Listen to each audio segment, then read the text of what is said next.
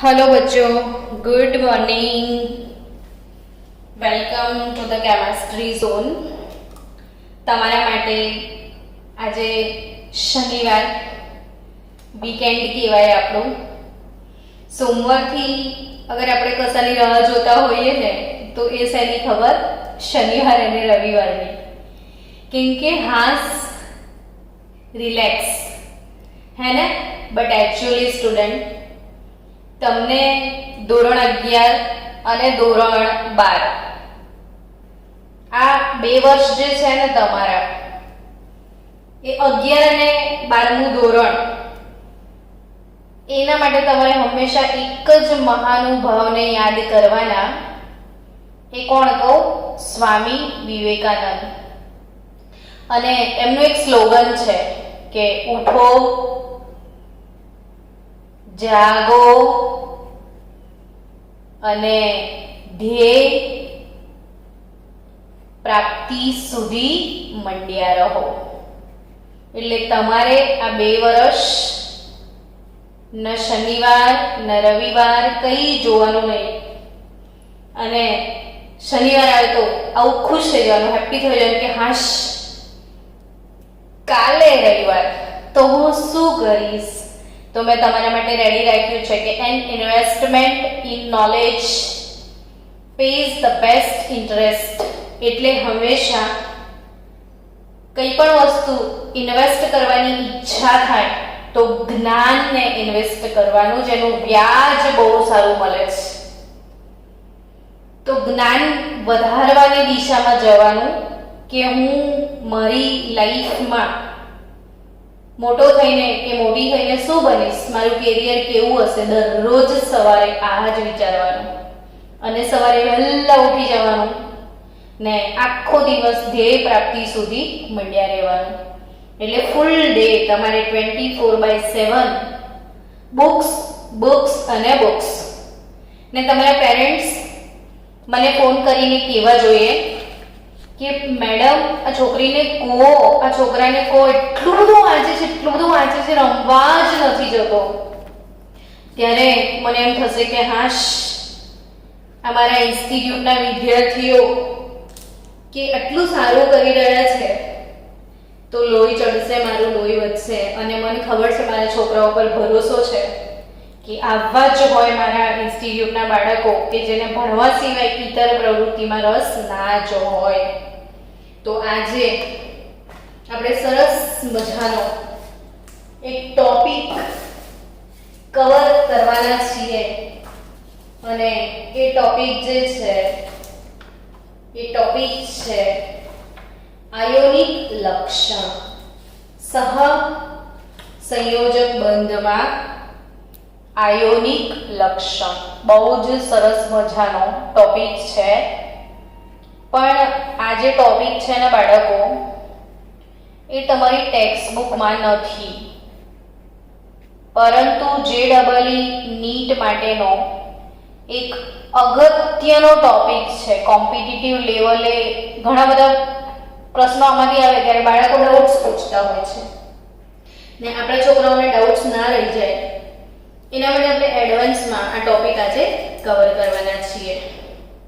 Topic છે સહસંયોજક બંધમાં ionic લક્ષણ।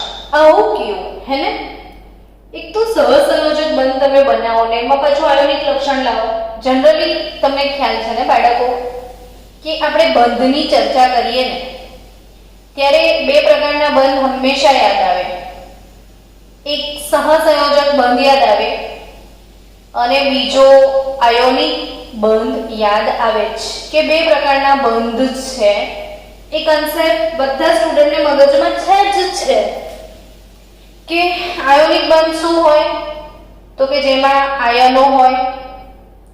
સહસંયોજક બંધમાં શું હોય તો કે ઇલેક્ટ્રોનની ભાગીદારી હોય। હવે તો બિલકુલ કન્સેપ્ટ ક્લિયર થઈ ગયો છે કે ઇલેક્ટ્રોનની ભાગીદારીથી નિર્માણ પામે તો સહસંયોજક બંધ, ઇલેક્ટ્રોનની આપ-લેથી નિર્માણ પામે તો આયોનિક બંધ। પરંતુ એક મજાની વાત એવી છે કે કોઈ પણ સહસંયોજક બંધ સંપૂર્ણ સહસંયોજક હોતો નથી. બહુ જ સરસ વાક્ય લખું છું, યાદ રાખજો કે કોઈ પણ સહસંયોજક બંધ સંપૂર્ણ સહસંયોજક ના હોય, તેમાં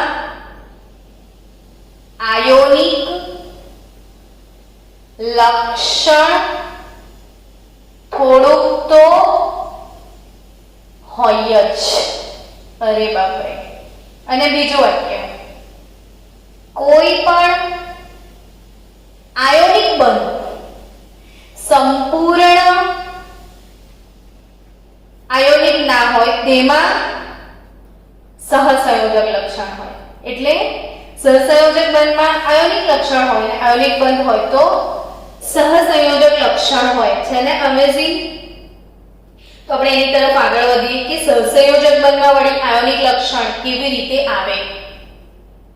તો આપણે એવા સહસંયોજક બંધની વાત કરીએ જેમ કે જો હાઇડ્રોજન ને હાઇડ્રોજન વચ્ચે છે, ક્લોરીન ક્લોરીન વચ્ચે છે, ઓક્સિજન ઓક્સિજન વચ્ચે છે, નાઇટ્રોજન નાઇટ્રોજન વચ્ચે છે. આ પ્રકારના સહસંયોજક બંધમાં બંને પરમાણુઓ એકબીજાની ઝેરોક્સ સાથે છે. જો આની ઝેરોક્સ જ છે, આ પણ આની ઝેરોક્સ છે, આ બી સેમ છે, તો લૂંટમ લૂંટી આ વચ્ચે જે ભાગીદારી થયેલું ઇલેક્ટ્રોન યુગ્મ છે, આમાં લૂંટમ લૂંટીનો કોઈ પ્રશ્ન ઉપસ્થિત થવાનો નથી. બંને સમજૂતી દ્વારા આને અંદર અહીંયા જ રાખશે, વચ્ચે જ રાખશે.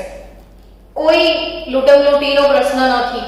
એટલે આવા જે અણુઓ છે H2 Cl2 O2 N2 અને તમે ભણ્યા કે એમની દ્વિધ્રુવ ચાક માત્રા mu શૂન્ય છે અને જેની શૂન્ય હોય અર્થાત એમાં કોઈ ધ્રુવ નથી, એટલે આ બધા અણુઓ અધ્રુવીય છે. પરંતુ જો વાત કરવામાં આવે એવા બે અલગ અલગ પરમાણુઓ કે જેમની બંનેની વિદ્યુત ઋણતામાં તફાવત હોય, HCl HBr HI આવા અણુઓ હોય, તો એવા સંજોગોમાં શું પ્રશ્ન ઉપસ્થિત થાય એ સમજીએ.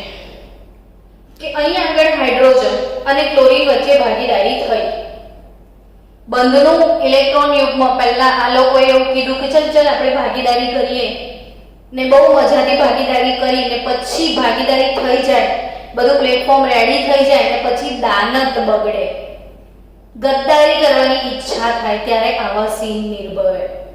કે અહીંયા ક્લોરીનની વિદ્યુત ઋણતા વધારે છે. ફરી એકવાર સમજી લો, વિદ્યુત ઋણતા એટલે શું?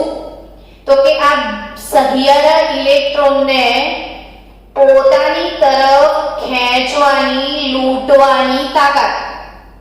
હવે આ ઇલેક્ટ્રોનને લૂંટવાની તાકાત વધારે ક્લોરીનમાં છે હાઇડ્રોજન કરતા. એટલે એવું કહી શકાય કે ક્લોરીનની વિદ્યુત ઋણતા વધારે છે. એવા સંજોગોમાં આખું ઇલેક્ટ્રોનિક વાદળ જે છે એ ક્લોરીન તરફ ખેંચાઈ જાય છે. હવે ફક્ત ખેંચાય છે બાળકો, હાઇડ્રોજન બી કમ નથી, એ બી પકડી તો રાખે છે ને છોડું નહીં, મારો ઇલેક્ટ્રોન મેં છોડું નહીં. જો છોડી દે તો આખો ક્લોરીનમાં આવી જાય, એટલે આખો આવી જાય તો -1 ને +1 વીજભાર આવી જાય, આયોનિક બંધ થઈ જાય. પણ અહીંયા આયોનિક બંધ નથી, બટ તો બી ક્લોરીન ખેંચી લાવ્યો છે પૂરેપૂરો. હજી હાઇડ્રોજનનો થોડોક તો ગણાય, એટલે એના પર આંશિક ઋણ વીજભાર ઉદ્ભવે છે, આના પર આંશિક ધન વીજભાર ઉદ્ભવે છે. અર્થાત કે આના પાસે ધન ધ્રુવ છે, આના પાસે ઋણ ધ્રુવ છે, ને જેના પાસે ધ્રુવ હોય એને ધ્રુવીય કહેવાય. જેનામાં ધન ધ્રુવ ઋણ ધ્રુવ હોય એને શું કહેવાય? ધ્રુવીય કહેવાય. અને આ ધ્રુવીયતાના કારણે આના પર આંશિક ધન અને ઋણભાર જન્મે છે. એટલે આની અંદર કયા લક્ષણનો જન્મ થાય છે? આયોનિક લક્ષણ ઉદ્ભવે છે. એટલે સહસંયોજક બંધની અંદર આયોનિક લક્ષણ ઉદ્ભવી જાય છે. અને એનું કારણ આ બે તત્વોની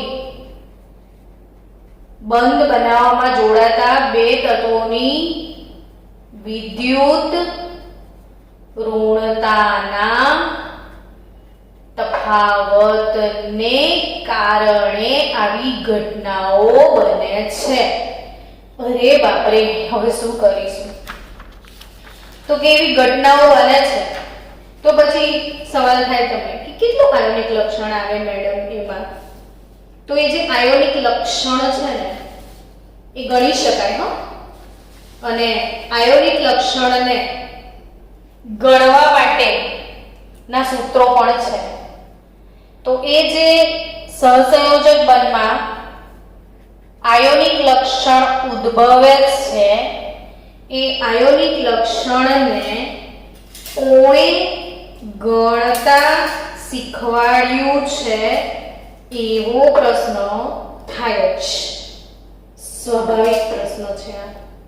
ને એ પ્રશ્નનો જવાબ છે કે પર્સન્ટેજ આયોનિક લક્ષણ ગણવા માટે એક સમીકરણ છે પાઉલિંગનું. પાઉલિંગ નામ તમે સાંભળ્યું હશે પ્રકરણ નંબર 3 માં. વિદ્યુત ઋણતા માપવા માટેના 3 એકમો હતા: મુલિગન જાફે, ઓલરેડ રોચો અને પાઉલિંગ. યાદ આવ્યું?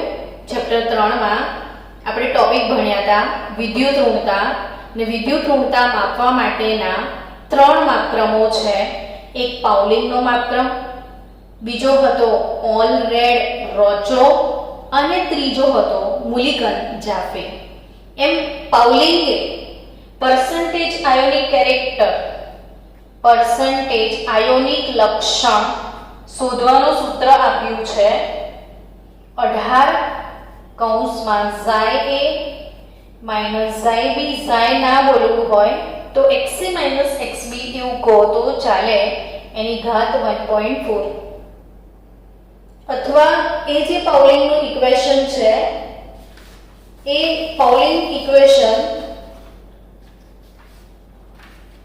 બીજી રીતે દર્શાવવું હોય તો પર્સન્ટેજ આયોનિક ઇક્વેશન બીજી રીતે આ એકદમ સાદું રૂપ આપ્યા પછીનું ઇક્વેશન છે 1 minus e raised to minus 1/4 into bracket XA minus XB ગુણ્યા 100. આવું સૂત્ર છે. અજીબ સૂત્ર છે પણ છે. તો આ પર્સન્ટેજ આયોનિક લક્ષણ પાઉલિંગના સમીકરણથી પણ ગણી શકાય. તે સિવાય બીજું સરસ મજાનું સમીકરણ છે હનાય અને સ્મિથનું. હનાય અને સ્મિથ. તો હનાય અને સ્મિથે પણ પર્સન્ટેજ આયોનિક કેરેક્ટર ગણવા માટે ફોર્મ્યુલા આપી છે કે 16 કૌંસમાં XA minus XB plus 3.5 XA minus XB square. એટલે ક્વેશ્ચન અરાઈઝ થાય XA XB સમજાવો ને મેડમ. તો XA XB શું છે? બે તત્વો હોય A અને B. તો A ની વિદ્યુત ઋણતા XA અને B ની વિદ્યુત ઋણતા XB. XA અને XB શું છે બાળકો? A અને B તત્વોની વિદ્યુત ઋણતા. હજી બી કન્સેપ્ટ ક્લિયર કરાવું તમને, સીધો દાખલો જ શીખવાડો કે હનાય અને સ્મિથ આના ઇક્વેશનનો યુઝ કરીને દાખલો કઈ રીતે ગણી શકાય એ શીખીએ. તો સપોઝ આવો દાખલો પૂછાય કે HF બોન્ડ જે ધ્રુવીય સહસંયોજક બંધ છે, તો HF બંધમાં આયોનિક લક્ષણ ગણો. આવો પ્રશ્ન પૂછાય કે HF બંધમાં શું ગણો? આયોનિક લક્ષણ ગણવા કે તમને. હાઇડ્રોજનની વિદ્યુત ઋણતા છે 2.1 ને ફ્લોરિનની વિદ્યુત ઋણતા છે 4 એકમ. તો તમને આવો દાખલો પૂછાય કે હનાય અને સ્મિથનું સમીકરણ યુઝ કરીને HF માં આયોનિક લક્ષણ ગણો. જ્યાં હાઇડ્રોજન અને ફ્લોરિનની વિદ્યુત ઋણતા આટલી છે. તો સિમ્પલી ઉપર સમીકરણ તો આપેલું છે, પર્સન્ટેજ આયોનિક કેરેક્ટર ગણવાનું ઇક્વેશન શું છે? 16 કૌંસમાં XA - XB, જે વધારે હોય એમાંથી ઓછું બાદ કરી દો. 4 - 2.1 પ્લસ 3.5, 4 - 2.1 નો સ્ક્વેર, તો 16 into 4 - 2.1, 1.9 plus 3.5, again 1.9 નો સ્ક્વેર. કેલ્ક્યુલેટર છે તો ફાસ્ટ ગણતરી કરો. 16 into 1.9, 30.4. It is again a બંને 12.6, 35. So we have total percentage 43.035%. તો કઈ રીતે હનાય અને સ્મિથનો ઉપયોગ કરીને આયોનિક લક્ષણ ગણી શકાય એ સમજાવ્યું. હવે હું તમને એક દાખલો હોમવર્કમાં આપું છું HCl માટેનો, કે HCl માં પર્સન્ટેજ આયોનિક કેરેક્ટર કેટલું છે એ ગણવાનો દાખલો પૂછાય. તો હાઇડ્રોજન જે છે એની વિદ્યુત ઋણતા છે 2.1 ઉપર આપેલી જ છે, ને ક્લોરીનની વિદ્યુત ઋણતા 3 છે. તો HCl માં આયોનિક લક્ષણ ગણીને તમે જવાબ મોકલજો. સમજી ગયા? હનાય અને સ્મિથનો ઉપયોગ કરીને HCl નું આયોનિક લક્ષણ ગણીને કેટલા ટકા થાય છે એ મને કહેજો. ચલો आगे बढ़ते हैं. આયોનિક લક્ષણ ગણવા માટે હજી બીજું કોઈ સૂત્ર છે મેડમ? તો હા, મારે તમને આજે નીટનો લેક્ચર છે ને ઘણું બધું શીખવાડવાનો મૂડ છે, એટલે આજે સરસ મજાનો એક નીટ લેવલે લેક્ચર તૈયાર થઈ જાય જે આપણને કાયમી કામમાં આવશે. એક વસ્તુ તમે જુઓ કે બંને પરમાણુની વિદ્યુત ઋણતામાં જે તફાવત છે એના લીધે આયોનિક લક્ષણ આવે છે. તો એક બે વસ્તુ ખાસ યાદ રાખો નોંધ તરીકે, ને શું યાદ રાખજો કે જો બે તત્વો વચ્ચે XA - XB બંનેની વિદ્યુત ઋણતાનો તફાવત 0 હોય, એટલે કે બંને સરખા હોય, for example Cl2 H2 O2 N2 આવા અધ્રુવીય અણુઓ હોય કે બંનેની વિદ્યુત ઋણતાનો તફાવત 0 થઈ જાય, તો જે બંધ છે એ શુદ્ધ અથવા પ્યોર સહ સંયોજક છે તેવું કહેવાય. પણ જો બાળકો આ XA - XB નો તફાવત, XA - XB નો જે તફાવત છે એ તફાવત જો 1.9 હોય, પાક્કું યાદ રાખજો તફાવત બંને વચ્ચેનો 1.9, અહીંથી પ્રશ્નો પૂછાયેલા છે જ. બંને વચ્ચેનો તફાવત જો 1.9 હોય તો પાક્કું યાદ રાખજો 50% આયોનિક લક્ષણ હોય અને 50% સહ સંયોજક બંધ હોય. XA - XB તફાવત 1.9 હોય તો એમાં 50% આયોનિક કેરેક્ટર હોય અને 50% સહ સંયોજક કેરેક્ટર હોય. નેક્સ્ટ, XA - XB નો તફાવત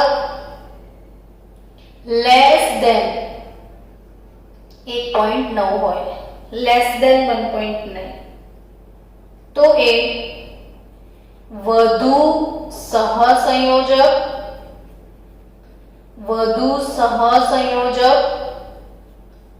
અને ઓછો આયોનિક. 1.9 કરતા ઓછો હોય તો વધારે પડતું સહસંયોજક લક્ષણ હોય અને ઓછું આયોનિક લક્ષણ હોય. અને ચોથી વાત તમને કહી દઉં, નેક્સ્ટ મેટર કે XA minus XB greater than 1.9 હોય તો સમજી ગયા. એક્ઝેક્ટ એ 50-50% હોય. અગર ઓછું હોય તો સહસંયોજક વધારે હોય, આયોનિક ઓછો હોય, અને વધારે હોય તો વધુ આયોનિક થઈ જશે. બંધ 50% કરતાં પણ વધારે આયોનિક થઈ જશે. એટલે વધુ આયોનિક અને ઓછો સહસંયોજક. જે બાળકો ખરેખર મેડિકલમાં જવા માંગે છે, ડોક્ટર બનવા માંગે છે, નીટ ફોકસિંગ બાળકો માટે આ સ્પેશિયલ લેક્ચર છે. નીટના વિદ્યાર્થીઓ ખાસ ધ્યાન રાખજો, જે નીટ વાળા બાળકો.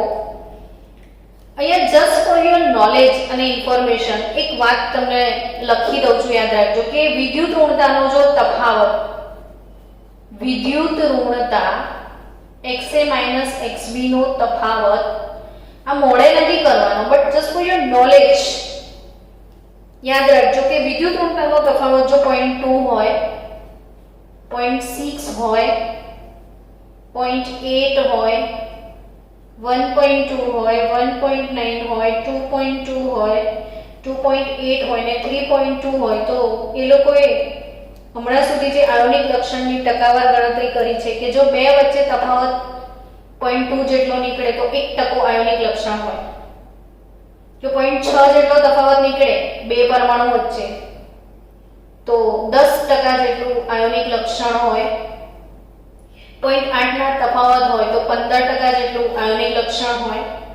1.2 પર 30% જેટલું આયોનિક લક્ષણ હોય. 1.9 માટે 50% જેટલું આયોનિક લક્ષણ હોય.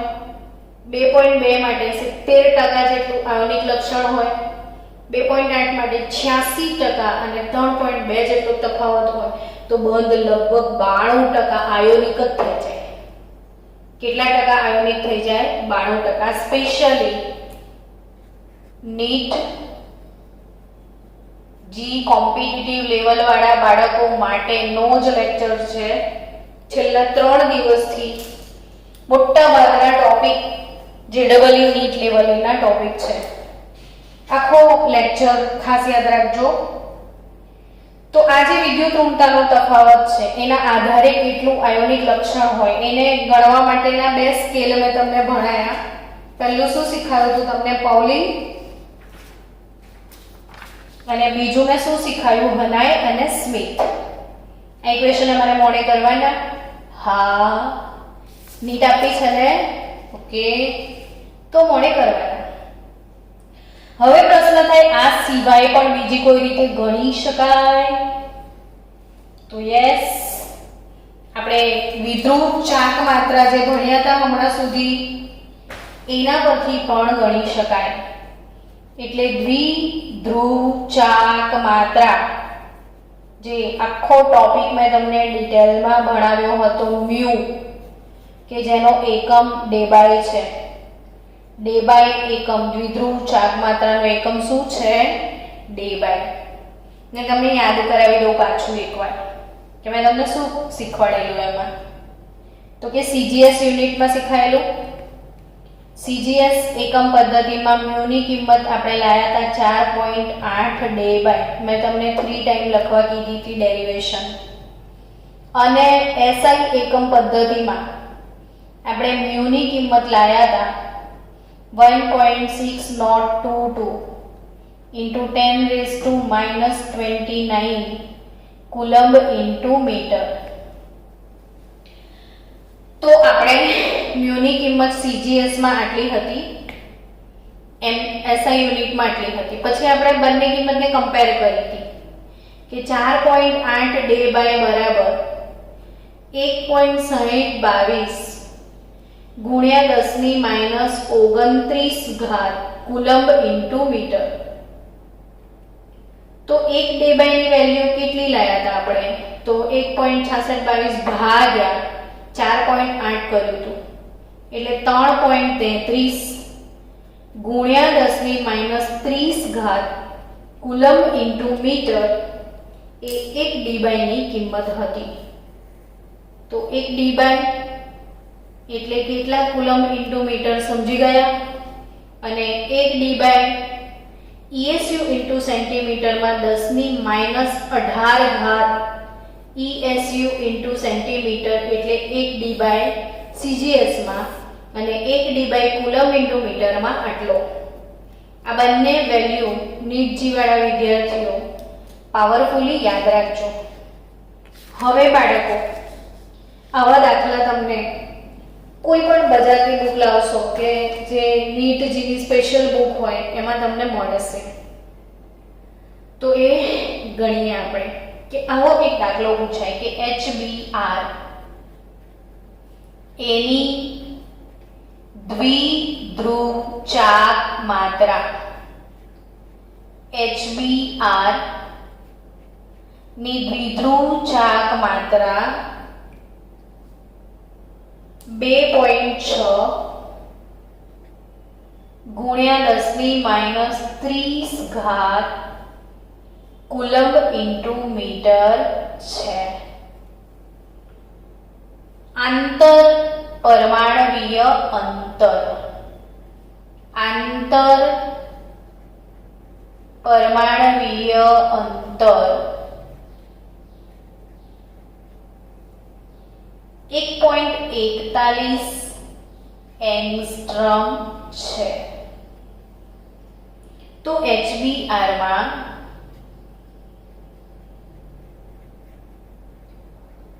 કેટલા ટકા આયોનિક લક્ષણ હશે?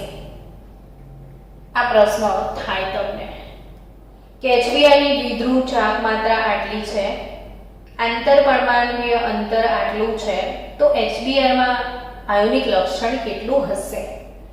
તો આ પ્રશ્નો કઈ રીતે સોલ્વ થશે એ સમજો. કે આયોનિક લક્ષણ શોધવું છે.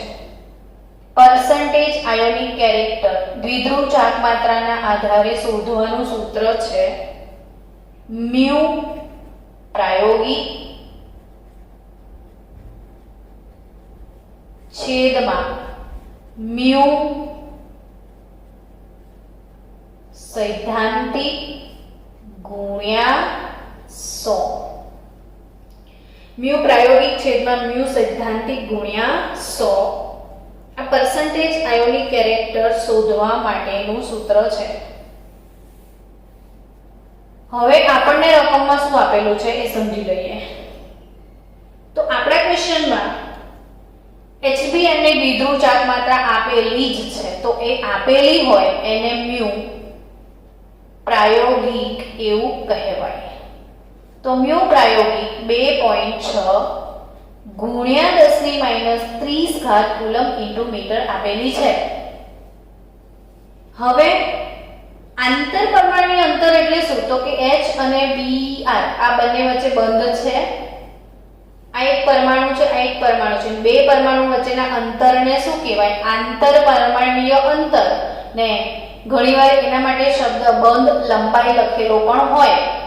તો બંધ લંબાઈ એટલે શું? તો બે પરમાણુ વચ્ચેના અંતરને આપણે બંધ લંબાઈ કહેતા જોઈએ છીએ, જે આપેલી છે 1.41 એંગસ્ટ્રોમ. તો HBr નું પરસેન્ટેજ આયોનિક લક્ષણ શોધવા માટે મ્યુ પ્રાયોગિક છે. આપણે મ્યુ સૈદ્ધાંતિક જો ગણી નાખીએ તો આપણને મળી જાય. તો હવે આપણે શું કરવું પડશે કે મ્યુ સૈદ્ધાંતિક ગણવું પડે. તો મ્યુ સૈદ્ધાંતિક કઈ રીતે ગણી શકાય? તો કે આપણે ભણ્યા તો હતા Q * D. Q શું છે? તો કે વીજભાર, D અંતર. હવે આ કયા એકમમાં છે? કુલમ ઇન્ટુ મીટરમાં. તો આપણે કુલમ ઇન્ટુ મીટર વાળું જ કામ કરીએ. તો વીજભાર Q એક ઇલેક્ટ્રોન પર કેટલો? તો કે 1.6022 ગુણ્યા 10⁻19 કુલમ જેટલો. અને D શું છે? તો કે બંને વચ્ચેનું અંતર 1.41 એંગસ્ટ્રોમ. ને 1 એંગસ્ટ્રોમ મીટરમાં કેટલો થાય? તો 10⁻10 મીટર. તો તો into 10 raised to minus 10 metre, right? So 1.41 into 10 raised to minus 10 metre અને કુલમ્બ આટલા. હવે આ બંનેનો ગુણાકાર કરો તો 1.61 602 ને 1.41 એટલે I think 2.256 into 10 raised to minus 19 ને 10 29 કુલમ્બ into મીટર એ તમારી સૈદ્ધાંતિક ચાર્જ માત્રા આવે. સો પર્સન્ટેજ આયોનિક કેરેક્ટર કઈ રીતે મળશે? તો કે સૈદ્ધાંતિક પ્રાયોગિક અપન સૈદ્ધાંતિક. પ્રાયોગિક કેટલી છે? 2.6, સૈદ્ધાંતિક 2.256, 29 ઘાત. ઉપરવાળામાં કેટલું છે? તો 10 raised to minus 30 છે અને આ 10 raised to minus 29 છે ગુણ્યા 100. તમે ગણતરી કરજો તમારા રીતે તો તમારો આન્સર આવી જશે 11.5%. કેટલા ટકા આન્સર આવશે? 11.5%. તો 2.6 upon 2.256 કરી જુઓ કેલ્ક્યુલેટરમાં તો તમારો answer. Weight four 1 minute, go for calculator. Yes, 2.6 divided by 2.256 is equal to 1.15 અને આ 10 is to minus 1 એટલે divided by 10 ગુણ્યા 100 કરી લો તો તમારો આન્સર 11.5%. ડન. તો બાળકો આ રીતે ગણી શકાય. હવે હજી એક દાખલો ગણીએ. આવો જ સેમ દાખલો ધારો કે તમને આવી શકે છે ડેબાઈ વાળા યુનિટમાંથી. તો ડેબાઈ યુનિટનો દાખલો પણ હોઈ શકે ને. હવે કે આની આટલા ડેબાઈ છે,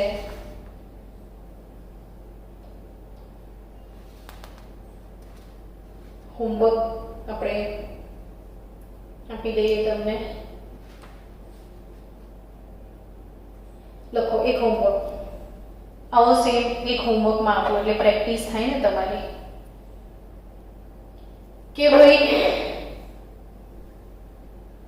LIH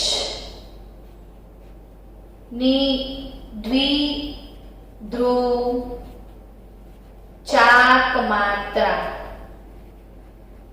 LIH ની દ્વિધ્રુવ ચાક માત્રા છે 1.964 ગુણ્યા 10⁻⁻29 કુલમ્બ ઇન્ટુ મીટર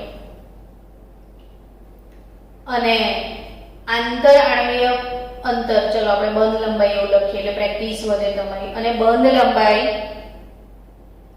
Li અને H વચ્ચેની 1.596 એંગસ્ટ્રોમ છે. તો લિથિયમ હાઇડ્રાઇડમાં પરસેન્ટેજ આયોનિક લક્ષણ ગણો. પરસેન્ટેજ આયોનિક લક્ષણ ગણો. તો લિથિયમ હાઇડ્રાઇડનું પરસેન્ટેજ આયોનિક કેરેક્ટર ગણીને મને આન્સર મોકલજો. 76.81% એનો આન્સર તમારે આપવો જોઈએ. કેટલો આન્સર આવવો જોઈએ? કેટલો આન્સર આવવો જોઈએ? 76.81%. હવે અગર એવો દાખલો ડેબાઈ વાળા યુનિટમાં આપ્યો હોય તો એક એવો પણ ગણી જ લઈએ જોડે જોડે તો પ્રેક્ટિસ વધી જાય. હું આ પેપરનું તમને ક્લિક મોકલી આપીશ કે HCl આપ્યો છે.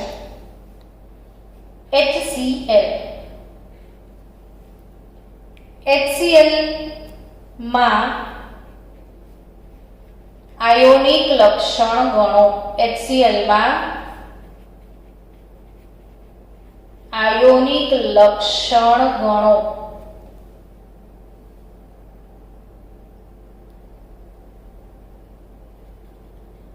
તેની પ્રાયોગિક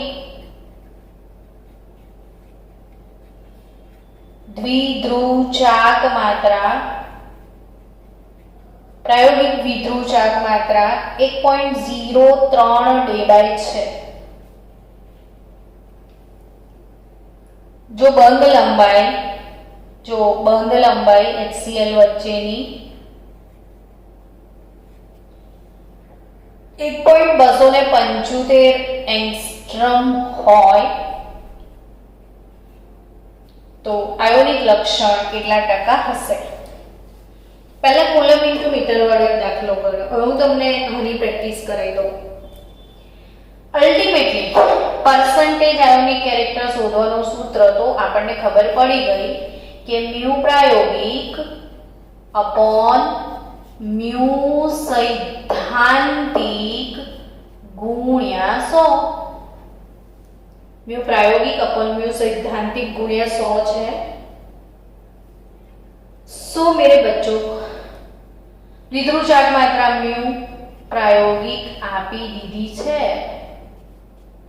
1.03 ડે બાય. તો હવે તમારે શું લાવવાનું રહ્યું? મ્યુ સૈદ્ધાંતિક. તો મ્યુ સૈદ્ધાંતિક ગણવા માટેનું સૂત્ર છે Q * D. Q શું છે? વીજભાર. પણ આ ડે બાય યુનિટમાં આપ્યું છે ને બાળકો, તો આપણે ડે બાય એટલે CGS યુનિટ, તો CGS યુઝ કરીએ. તો ડે બાય આવે તો આ Q જે ચાર્જ છે એ ESU માં તમારે લેવો પડે ને ઇલેક્ટ્રોસ્ટેટિક યુનિટમાં આ વીજભાર કેટલો? તો 4.8 ગુણ્યા 10⁻10 ESU જેટલો. તો ઇલેક્ટ્રોન પરનો વીજભાર 4.8 ગુણ્યા 10⁻10 ESU અને ડિસ્ટન્સ સેન્ટીમીટરમાં લેજો. સો 2.75 એંગસ્ટ્રોમ ડિસ્ટન્સ. 1 એંગસ્ટ્રોમ એટલે 10⁻8 સેન્ટીમીટર થાય. So guys 4.8 into 1.275 it is 6.12 into 10⁻10 અને -8 એટલે -18 ESU into સેન્ટીમીટર થાય. ઈઝી કેલ્ક્યુલેશન છે, સમજો કે 4.8 ગુણ્યા 1.275 6.12 10⁻10 ESU 10⁻8 સેન્ટીમીટર, તો 18 ESU into સેન્ટીમીટર ને 10⁻18 ESU into સેન્ટીમીટર એટલે 1 ડે બાય. તો ઇટ ઇઝ 6.12 ડે બાય થાય. તો હવે પર્સન્ટેજ આયોનિક કેરેક્ટર ગણવાનું છે. તમને 1.03 ડે બાય એ પ્રાયોગિક ચાક માત્રા આપેલી છે. તમે લઈ રહ્યા છો 6.12 ડે બાય, ગુણ્યા કરશો 100 તો આયોનિક કેરેક્ટર HCl માં આવશે 16.83%. કેટલા ટકા આયોનિક કેરેક્ટર છે એનું? 16.83%. તો આનો પણ હોમવર્ક લખી લઈએ, એક સેમ બીજો, એક પ્રેક્ટિસ તમારે પણ થઈ જાય. तो अदर प्रैक्टिस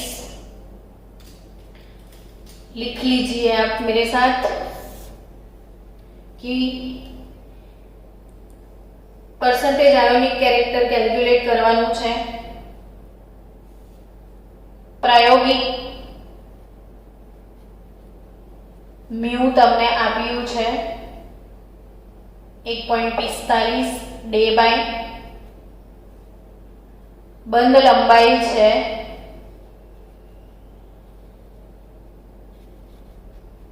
बंध लंबाई तमने आपी है 1.654 एंगस्ट्रम. तो परसेंटेज आयोनिक कैरेक्टर केटलू थशे? परसेंटेज आयोनिक कैरेक्टर केटलू थशे आ तमारू होमवर्क है. तो અહીં આપણે આજે એક સારો એવો ટોપિક પૂરો કર્યો છે બાળકો.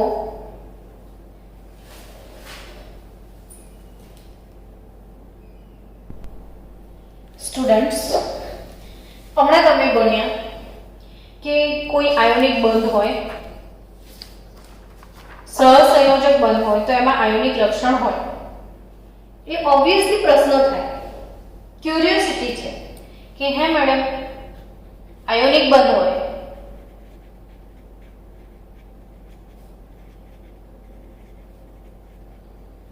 તો શું એમાં સહસંયોજક લક્ષણ હોય? તો શું એમાં સહસંયોજક લક્ષણ હોય? આવો પ્રશ્ન થાય સહજતાથી કે જો સહસંયોજક બંધમાં આયનિક લક્ષણ આવતું હોય તો આયોનિક બંધમાં સહસંયોજક લક્ષણ હોય કે ના હોય? તો જવાબ છે એનો હા હોય જ. ઓહો, આવું તો એ કઈ રીતે થાય એ સમજીએ. તો કે જ્યારે એક ઉદાહરણ લઈએ લિથિયમ આયોડાઇડનું. આ આયોનિક બંધ છે બરાબર. તો આયનિક બંધમાં શું હોય? તો કે લિથિયમ ધન આયન હોય ને એની બાજુમાં આયોડિન ઋણ આયન આવે છે. હવે બંને એકબીજાની નજીક આવે તો આ આયોડિનનું ઇલેક્ટ્રોન વાદળ છે અને આ ધન આયન છે. તો આ ધન આયનના લીધે આયોડિનનું જે ઇલેક્ટ્રોન વાદળ છે, ધન આયન ના લીધે ઋણાયન નું ઇલેક્ટ્રોન વાદળ વિકૃત બની જાય. આ ઘટનાને ધ્રુવીભવન કહેવાય. પોલરાઇઝેશન, ધ્રુવીભવન. અને આ ઘટના તમને એસ વિભાગના તત્વોમાં આ ટોપિક આપેલો છે. એસ વિભાગના તત્વોમાં કે ધ્રુવીભવન એટલે શું? તો કે ધનાયનના લીધે ઋણાયનના ઇલેક્ટ્રોનિક વાદળમાં વિકૃતિ સર્જાય એને ધ્રુવીભવન કહેવાય છે. ને ત્યાં એક સરસ મજાની વાત મૂકેલી છે કે એસ વિભાગના તત્વોમાં લિથિયમ પ્લસની ધ્રુવીભવન ક્ષમતા, બીજાને વિકૃત કરવાની તાકાત સૌથી વધુ છે. કે બહુ જ નાનો ટેણીઓ છે સાઈઝમાં. એટલે લિથિયમ પ્લસની બીજાને વિકૃત કરવાની તાકાત બહુ છે. એટલે ટૂંકમાં ધનાયન ને ઋણાયન એકબીજાની નજીક આવે ને ત્યારે ધનાયનના લીધે, આ લિથિયમ પ્લસના લીધે આ જે આઈ માઇનસ નો ઇલેક્ટ્રોન વાદળ છે એ આમ વિકૃત બની જશે. ને વિકૃત બનવાના કારણે આ બંને વાદળ વચ્ચે સંયોજક લક્ષણ ઉદ્ભવે છે. સહસંયોજક લક્ષણ ઉદ્ભવે છે. બોલો, એટલે હવે આયનિક બંધમાં પણ સહસંયોજક લક્ષણ ઉમેરાઈ જશે. તો આ સહસંયોજક લક્ષણ જે છે એ ક્યારે વધારે હોય ને ક્યારે ઓછું હોય એના માટે ફઝાન્સે રૂલ આપ્યા છે. ફઝાન રૂલ. તો ફઝાન્સના નિયમોની ડિસ્કશન આપણે ફટાફટ કરી લઈશું કે ફઝાન રૂલ છે શું, શું કે છે ફઝાનના નિયમો. તો કે ફઝાનનો પહેલો નિયમ છે કે જેમ ધન આયન નું કદ ઘટે, જેમ ધન આયન નાનો હોય, જેમ ધન આયન નાનો થાય, જેમ ધન આયન નાનકડો હોય તેમ તેની ધ્રુવીભવન ક્ષમતા વધે, બીજાને વિકૃત કરવાની ક્ષમતા વધે. અને ધ્રુવીભવન ક્ષમતા એની વધે ને બાળક, જેમ ધન આયનનું કદ ઘટે એમ તેની ધ્રુવીભવન ક્ષમતા વધે. ધ્રુવીભવન ક્ષમતા વધે તો સહસંયોજક લક્ષણ વધે. એટલે એક વાત તો ખાસ યાદ રાખજો કે ધન આયન જેટલો નાનો એટલો એનું સંયોજન સહસંયોજક હોય. હવે આ પ્રશ્ન તરીકે કઈ રીતે પૂછાય પરીક્ષામાં? તો કે લિથિયમ છે બરાબર. લી ના કી રબ સે ફરિયાદ પહેલો સમૂહ છે. હવે આ પહેલા સમૂહના બધાના તમને ક્લોરાઇડ કે પછી બ્રોમાઇડ એવા કંઈ પણ સંયોજનો આપી દે અને એવું પૂછે કે આ બધાનો સહસંયોજક લક્ષણ વધારે કોનામાં, તો આ નિયમ અપ્લાય કરવાનો કે જેમ ધનાયનનું કદ ઘટે, તો તમને બધાને ખ્યાલ હશે કે લી, ના, કી, રબ, સે, કોઈ પણ સમૂહમાં ઉપરથી નીચે તરફ જાઓ તો કદ વધે. સીઝિયમ મોટો છે સૌથી, ને લિથિયમ નાનો છે. ધન આયનનું કદ ઘટી ગયું, લિથિયમ નાનો, એટલે એની ધ્રુવીભવન ક્ષમતા અહીંયા પણ મેં લખ્યું છે ઊંચી. એટલે સૌથી વધારે સહસંયોજક લક્ષણ LiCl માં હશે. એટલે LiCl સોડિયમ ક્લોરાઇડ કરતા વધુ સહસંયોજક લક્ષણ ધરાવે છે. યાદ રાખજો કે લિથિયમ ક્લોરાઇડ માં સહસંયોજક લક્ષણ NaCl કરતા વધારે હોય. હવે નેક્સ્ટ વસ્તુ સમજીએ, બીજો નિયમ ફઝાનનો, કે ઋણ આયનનું કદ, ઋણાયનનું કદ જેમ વધે તેમ સહસંયોજક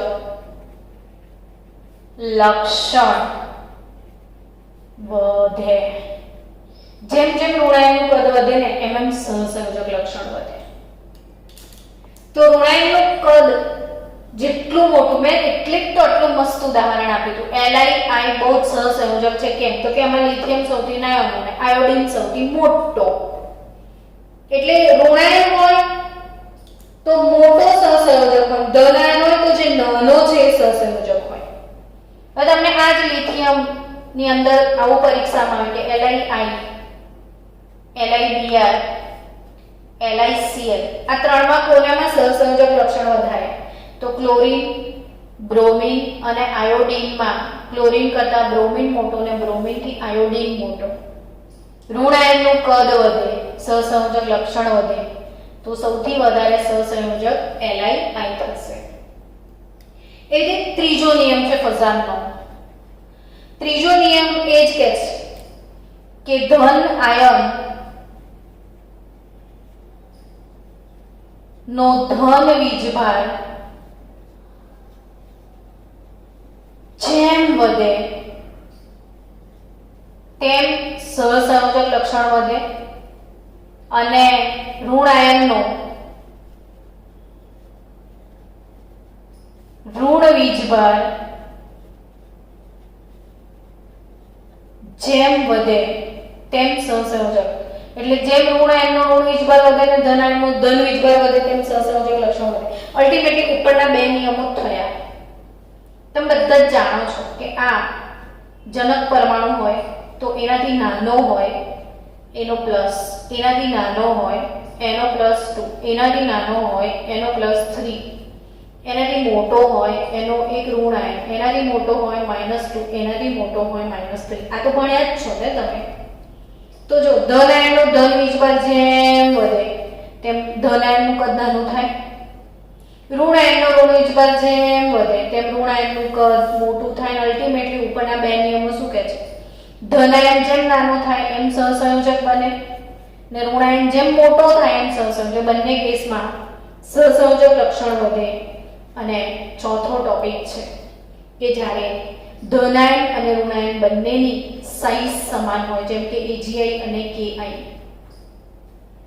બંનેની સાઈઝ સમાન હોય તો શું? જો બંનેમાં આયોડિન સરખા છે, Ag+ ને K+ બંનેની સાઈઝ પણ સમાન છે, તો હવે શું કરીશું? બેમાં સહસંયોજક કોણ?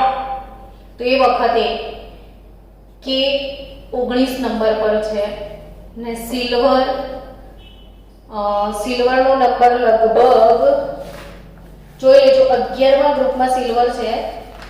મને એનો નંબર ખ્યાલ નથી, એનો પરમાણ્વીય ક્રમાંક સિલ્વરનો, બટ ફઝન રૂલ પ્રમાણે એટલી તો ખબર છે કે આની ઇલેક્ટ્રોન રચનામાં પોટેશિયમ છે તો એની ઇલેક્ટ્રોન રચનામાં આર્ગન આવશે, ને સિલ્વરની ઇલેક્ટ્રોન રચનામાં ક્રિપ્ટોન આવશે. તો આ ક્રિપ્ટોન ધરાવે છે અને આર્ગન, એટલે એનું સમજો કે આ 18 ઇલેક્ટ્રોન વાળો છે અને આ 36 ઇલેક્ટ્રોન વાળો છે. તો જેમ તમને ઇલેક્ટ્રોન રચના વખતે તમે લખતા હતા હિલિયમ, નિયોન, આર્ગન, ક્રિપ્ટન, જેમ નીચે જશો એમ વધારે ઇલેક્ટ્રોન વાળો ઉમદા વાયુ આવશે ને વધારે ઇલેક્ટ્રોન વાળો ઉમદા વાયુ હોય એ વધુ સહસંયોજક એવું કહેવામાં આવે છે. એટલે AgI કરતા વધુ સહસંયોજક ગણાય. અને બીજી એક અગત્યની હિન્ટ યાદ રાખજો કે કોપર +2 અને મર્ક્યુરી +2 ના બધા જ ક્ષાર સ્વભાવે સહસંયોજક છે, આયોનિક નથી. મર્ક્યુરી 2 ને કોપર +2 ના મોટા ભાગના તમામ ક્ષાર બધામાં કયું લક્ષણ આવે? સહસંયોજક લક્ષણ આવે, આયોનિક નહીં આવે. તો આ ફઝાન રૂલ સાથે આપણે લેક્ચરને એન્ડ કરીએ. આવતીકાલે આપણે ફોર્મલ ચાર્જ અને સ્પંદન સૂત્રો પર ડિસ્કસ કરીશું.